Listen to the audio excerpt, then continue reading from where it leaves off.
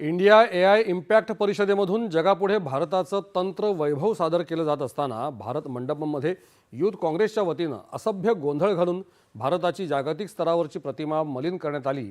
हा एक प्रकारचा देशद्रोह आहे, अशी टीका शिवसेनेचे मुख्य नेते उपमुख्यमंत्री एकनाथ शिंदे यांनी केली आहे। काँग्रेस आणि त्यांच्या नेत्यांनी जनतेची माफी मागावी अशी मागणी त्यांनी केली आहे। ठाण्यात टेंभीनाका इथल्या आनंद आश्रमाबाहेर शिवसेनेच्या वतीनं राहुल गांधी यांच्या विरोधात खासदार नरेश म्हस्के यांच्या नेतृत्वाखाली निषेध आंदोलनही करण्यात आलं। मुंबईत बाळासाहेब भवन इथेही शिवसेना प्रवक्त्या शायना एनसी यांच्या नेतृत्वाखाली काँग्रेस आणि राहुल गांधी यांच्या विरोधात आंदोलन करण्यात आलं।